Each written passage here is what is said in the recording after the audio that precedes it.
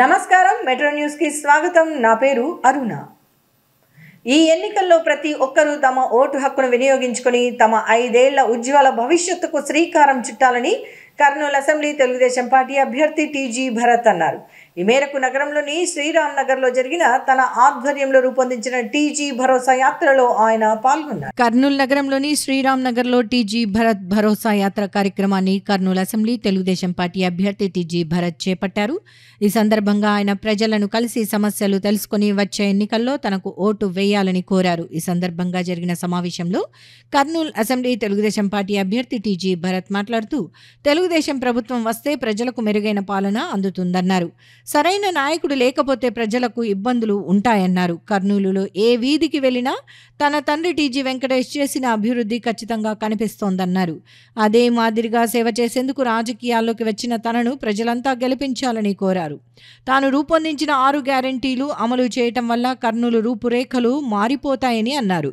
చంద్రబాబు నాయుడు ముఖ్యమంత్రి అయితే సంక్షేమం అభివృద్ధికి పెద్దపీట వేస్తారని పేర్కొన్నారు. ఏపీకి చంద్రబాబు, కర్నూలుకు తాను అవసరమని ఈ విషయాన్ని ప్రజలు గుర్తించాలని కోరారు. ఈ కార్యక్రమంలో టీడీపీ నేతలు గున్నామార్క్, ఆర్జా రామకృష్ణ, అజయ్, ఉదయ్ భాస్కర్, దాస్, మల్కల్, భాస్కర్, భరత్, ప్రేమ్, వర్ధన్, వినయ్, జుబేర్, మణి, ప్రదీప్, జనసేన నాయకులు పవన్, రమేష్, చందు, పండు తదితరులు పాల్గొన్నారు. 13 ఎలక్షన్స్ వస్తోంది. మీరందరూ కూడా కరెక్ట్ నిర్ణయం తీసుకుంటే మీ భవిష్యత్తు బాగుంటుంది, అందరు ప్రజలు హ్యాపీగా ఉండేదానికి ఆస్కారం ఉంటుంది. సో మీ ఓటు హక్కును సరిగ్గా వాడుకోండి అనేదే నేను రిక్వెస్ట్ చేసేది. ప్రతిసారి అదే చెప్తున్నా. నేను 6 గ్యారెంటీలతో కర్నూలు ప్రజలకు ముందుకు వచ్చి నేను ఈ 6 గ్యారెంటీలు 5 ఏళ్ళలో చేస్తానని మాట ఇస్తూ ప్రతి ఒక్కరికి హామీ, ఇంకెంత గట్టి హామీ ఇస్తున్నానంటే 29లో కానీ నేను ఈ 5 ఏళ్లలో చేయకపోతే మీరు ఓటు వేయొద్దండి, రాజకీయాల నుంచి కూడా తప్పుకుంటానని అంత గట్టి హామీ ఇచ్చే నాయకుడిని నేను. సో మీరందరూ కూడా కులాలు మతాలు చూడకుండా మనిషిని చూడాల్సిందిగా రిక్వెస్ట్ చేస్తున్నా. నాకు ఒక అవకాశం ఇవ్వండి, పని చేసేదానికి. మీకు అర్థమవుతుంది నేను ఏ రకంగా, మా ఫాదర్ చూశారు కదా, మా ఫాదర్కి ఈక్వల్లో లేకపోతే ఆయన కన్నా బెటర్గా చేసేదానికి ఆస్కారం ఉంటుంది. సో మీరందరూ కూడా నాకు ఆశీర్వాదం ఇస్తారని ఒకసారి చూడండి, పని చూస్తే మీకు అర్థమవుతుంది. సో ఇప్పుడు ఖచ్చితంగా ఆంధ్రప్రదేశ్కి చంద్రబాబు గారు లాంటి నాయకత్వం కావాలా, కర్నూలులో నా లాంటి నాయకత్వం ఉంటేనే మనం డెవలప్ అయ్యేదానికి ఆస్కారం ఉంటుంది. సో మీరందరూ కూడా ఆశీర్వాదం ఇస్తారని ఆశపడుతూ థ్యాంక్ యూ వన్స్ అగైన్. ఈరోజు మనందరి కోసం, కర్నూలు నగర ప్రజల కోసం 6 అంటే 6 సూపర్ 6 అనే పథకాన్ని ఈరోజు సొంతంగా తేవడం జరిగింది. 6లో మొదటిగా యువతకు ప్రాధాన్యత ఇస్తూ ఫ్యాక్టరీలు చేస్తాను, ఉద్యోగాలు ఇక్కడే కల్పిస్తానని భరోసా ఇస్తున్నాడు. కుల మతాలకు అతీతంగా ఈ రోజు ఆయన హిందువులకైతేనేమి, క్రైస్తవులకైతేనేమి, ముస్లింలకైతేనేమి అందరూ కూడా కుల మతాలు చూడకుండా అడిగిన వారికి సాయం చేయడం వల్ల కుటుంబ ధర్మము. రానున్న ఎన్నికల్లో తన విజయమే లక్ష్యంగా కర్నూలు నగరంలోని పలు ప్రాంతాల నుండి యువత స్వచ్ఛందంగా తెలుగుదేశం పార్టీలో చేరటం అభినందనీయమని కర్నూలు అసెంబ్లీ తెలుగుదేశం పార్టీ అభ్యర్థి టీజీ భరత్ అన్నారు. ఈ మేరకు నగరంలోని 42వ వార్డుకు చెందిన పలువురు యువకులు ఆయన సమక్షంలో తెలుగుదేశం పార్టీలో చేరారు. కర్నూలు నగరంలోని 42వ వార్డుకు చెందిన వైసీపీ నాయకులు ఫయాజ్, శేఖర్, రవి, మధు యాదవ్, ఇబ్రహీం, ఇస్మాయిల్, ఖాజా తదితరులు వైసీపీని వీడి మౌర్యాయిన్లోని తెలుగుదేశం పార్టీ కార్యాలయంలో తెలుగుదేశం పార్టీలో చేరారు. ఈ సందర్భంగా వారికి కర్నూలు అసెంబ్లీ తెలుగుదేశం పార్టీ అభ్యర్థి టీజీ భరత్ పార్టీ కండువాలు వేసి పార్టీలోకి ఆహ్వానించారు. అనంతరం జరిగిన సమావేశంలో టీడీపీ నేత టీజీ భరత్ మాట్లాడుతూ ఈ వార్డులో తెలుగుదేశం పార్టీని అంచెలంచెలుగా బలోపేతం చేస్తూ వచ్చామని తెలిపారు. కీలక నాయకులు, కార్యకర్తల రాకతో పార్టీకి మరింత లాభం చేకూరుతుందని అన్నారు.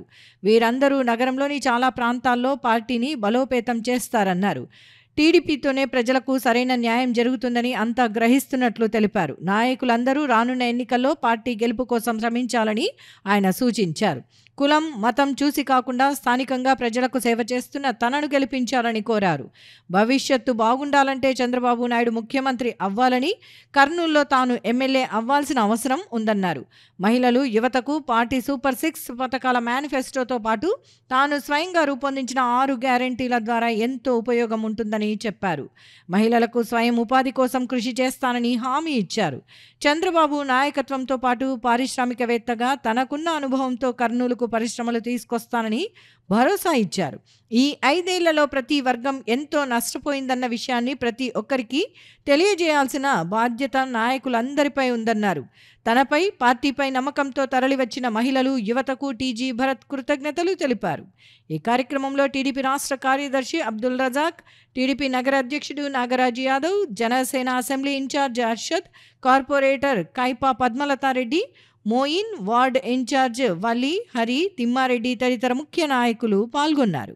సరైన నాయకత్వము, సరైన గవర్నమెంట్ ఎన్నుకుంటే అమ్మా మీరు 5 ఏళ్ళు హ్యాపీగా ఉండొచ్చమ్మా. లేకపోతే ఎప్పుడు కష్టాలు, బాధలు చాలా పెరిగిపోతూ ఉంటాయి.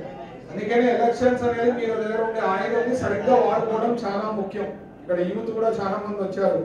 యూత్ కూడా నేను చెప్పాల్సింది అంటే డిగ్రీలు, పీజీలు చదివి వాలంటీర్ ఉద్యోగం కావాలనేది ఆలోచన చేయండి. 10 ఏళ్ళ నుంచి చూసి, విని, మాట్లాడి, తెలుసుకొని ఏదైతే ఇంపార్టెంట్ అనుకునేవన్నీ నేను తెచ్చిపెట్టిన 6 సూపర్ 6 మా గ్యారంటీలని ఏదైతే చంద్రబాబు గారు ఇచ్చారో భవిష్యత్ గ్యారంటీ, దాంతో పాటు మన 6 గ్యారంటీలు ఉంటాయి. ఇవన్నీ కూడా కావాలంటే అట్లా నాయకత్వం చాలా ఇంపార్టెంట్ కర్నూలుకి.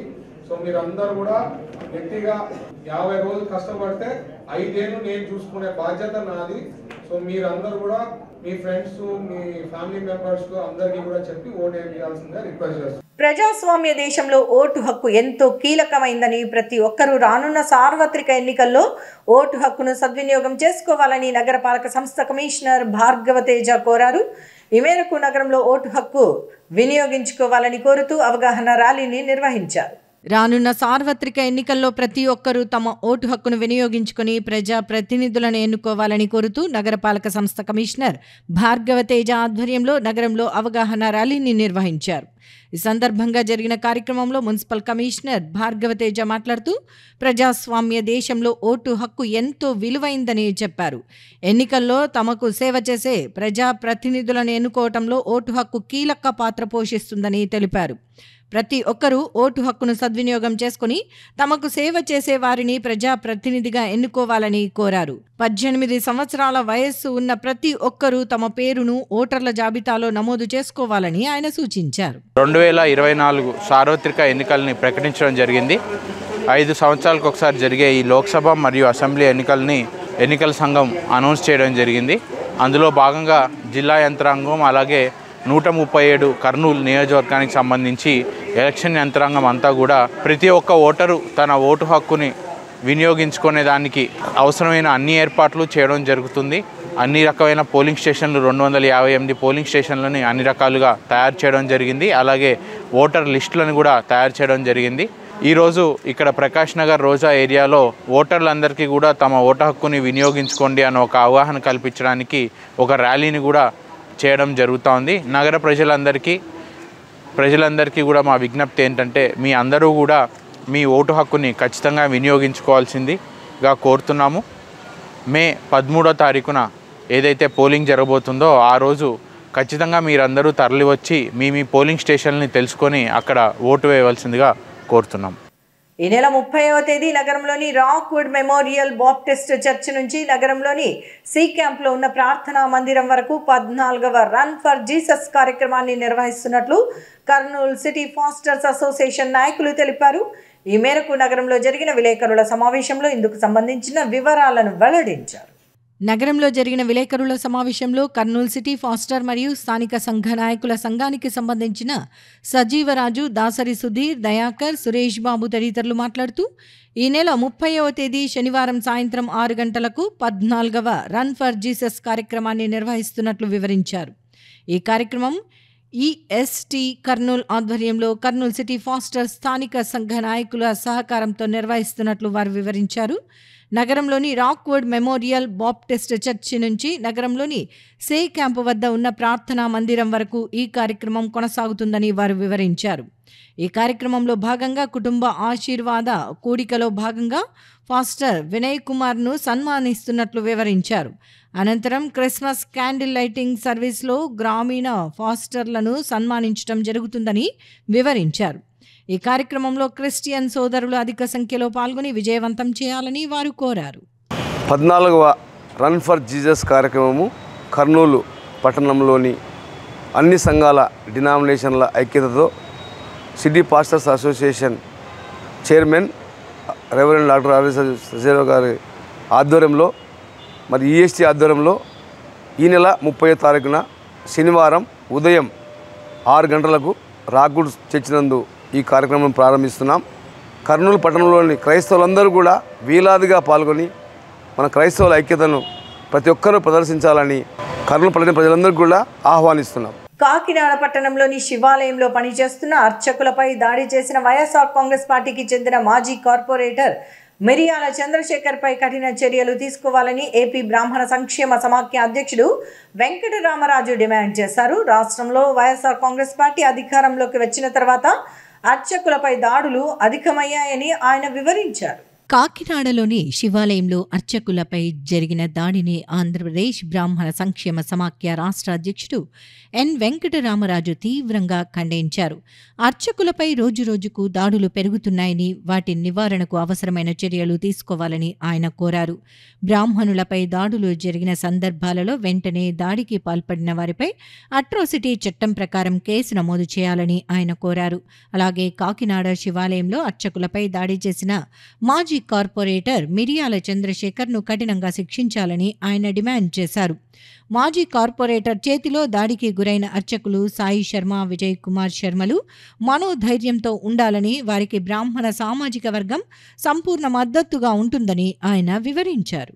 నగర శివార్లోని జగన్నాథం గట్టుపై ఉన్న మాన్యం భూమిని ఇస్కాన్ టెంపుల్కు కేటాయిస్తూ చేసిన అగ్రిమెంటుకు సంబంధించిన లీజును వెంటనే అమలు చేయాలని విశ్వ హిందూ పరిషత్ జిల్లా అధ్యక్షుడు గోరంట్ల రమణ, కార్యదర్శి భానుప్రకాష్ కోరారు.